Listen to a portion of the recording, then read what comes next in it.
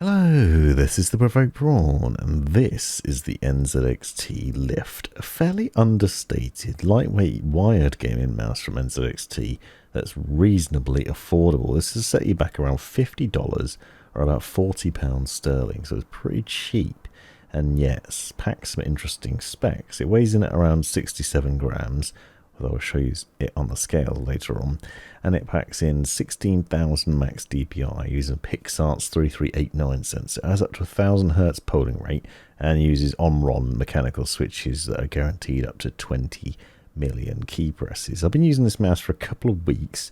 This is an unboxing video. I'm going to show you what it looks like, talk about the highlights of it and what I like and don't like about it.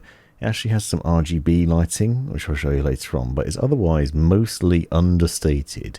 Now, this mouse obviously is seen in white here, and I do like the white look and feel of it.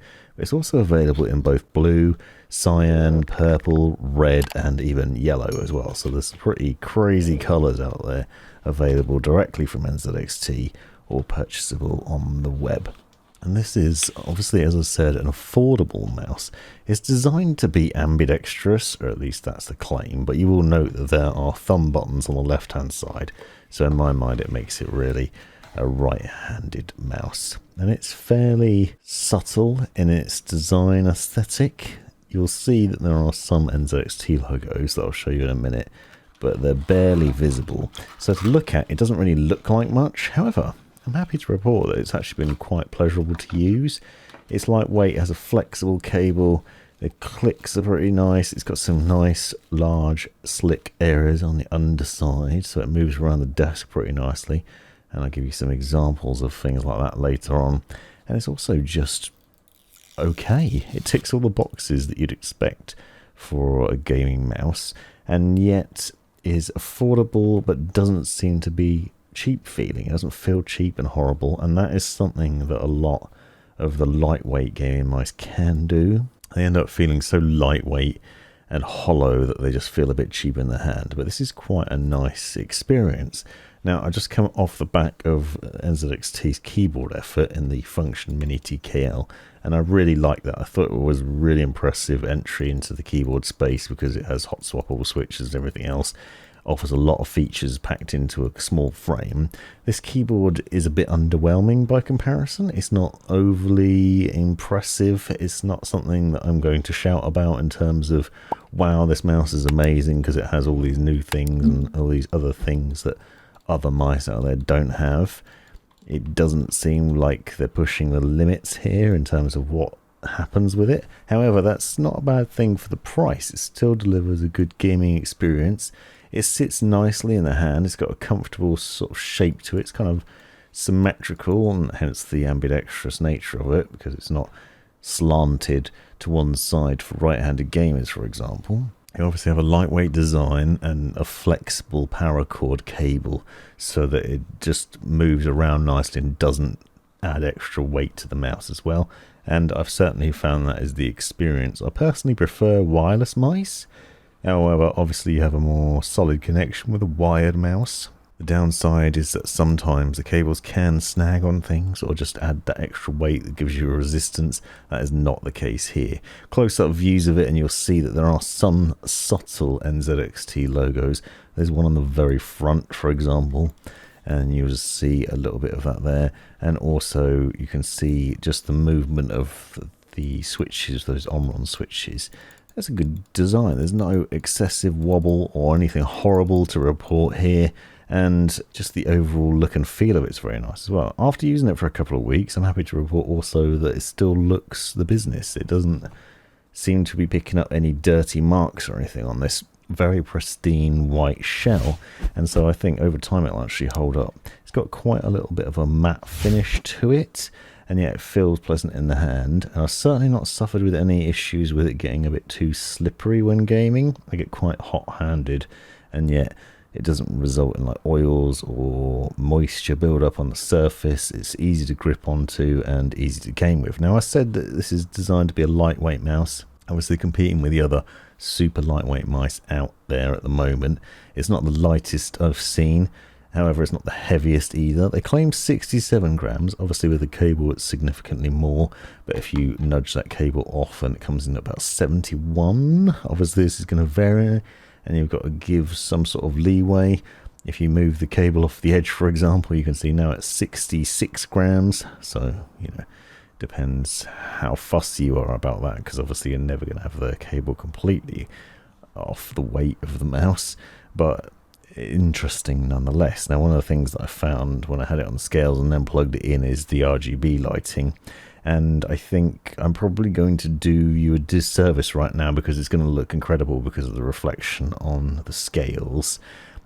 This RGB lighting is one of the most understated I've ever seen. It's like a underglow, and it's very subtle, so it doesn't really shine out from the sides as much. When you're looking down on it from above, as you will be when you're gaming, it just has an ever so slight glow that sort of resonates around the mouse mat, and the area of space where you're moving the mouse is very subtle. It's not terribly bright, and it is obviously customizable within NZXT's CAM software, and you can tweak it, and it does do things like it will react to button presses, for example, or it will just go through various different lighting schemes and colors and effects and things.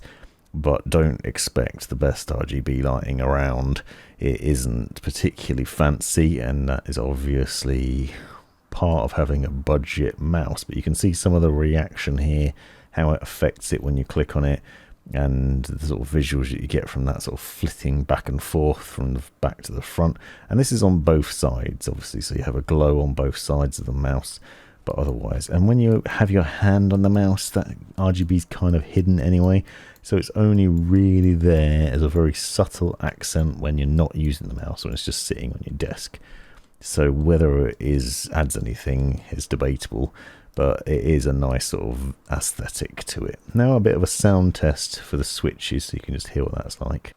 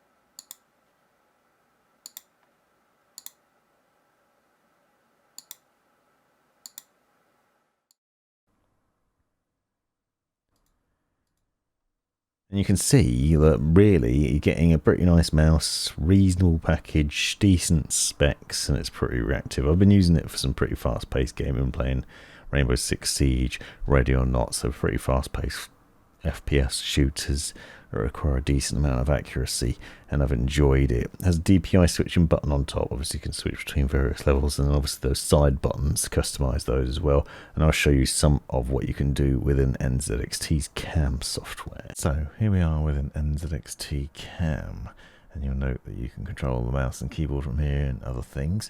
And you'll see that the first thing you get to see is the lighting. So you have like a base layer, so you can set up base layers of various things. So you can obviously have that classic NZXT purple color, for example. And then you could put a reactive layer on top of that, so it's purple at one point, but then cycles through a rainbow whenever you click a button.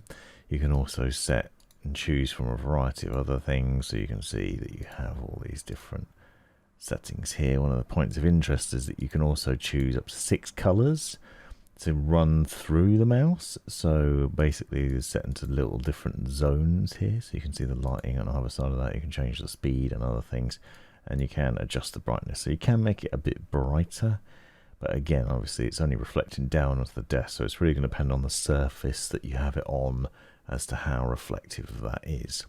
Lower down you'll note that there are DPI levels, and you can adjust between those with ease. One point of interest is you'll see that they do have a color representation next to them. So we have DPI levels set here, and as I said, you can go up to 16,000 max DPI, and then 100 is the lowest.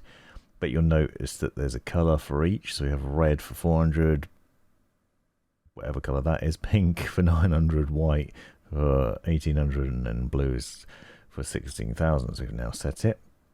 So every time I click the DPI button behind the mouse wheel, it changes the RGB lighting ever so briefly to let you know what DPI level you're on, so you can see at a glance what DPI level is, which is pretty handy. Polling rate is either a choice of 500 Hz or 1000 Hz. 1000 Hz obviously gives you less latency. You can adjust the lift-off distance between 2 and 3 mil. You can actually record macros, so it is possible to record a macro.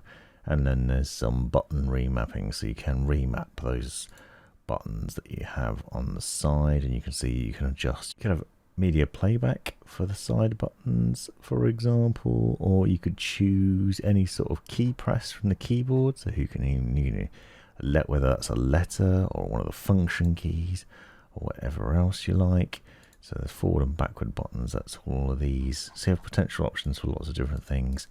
And you can record your own macros and then assign a macro in there as well. So there's a reasonable amount of things that you can do in a fairly straightforward software that's easy to use as well. So plenty of different options to do in here. And then you can assign the macro that you've created to whatever button you want. And then you can see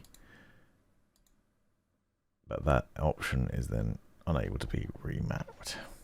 So there you have it, a fairly attractive mouse for an affordable mouse from NZXT. An interesting offering, comfortable, easy to game with, decent specs, and a reasonable price.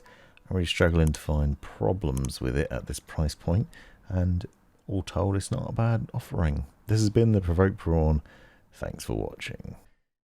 This has been the Provoked Prawn. Hope you found this video useful, interesting, hilarious, or otherwise. Take a look at these other videos that I think you might find interesting as well. And have a look at the description for links and other information you might find useful. Click that join button to see the benefits of being a member of my YouTube channel. And most importantly, have a great life.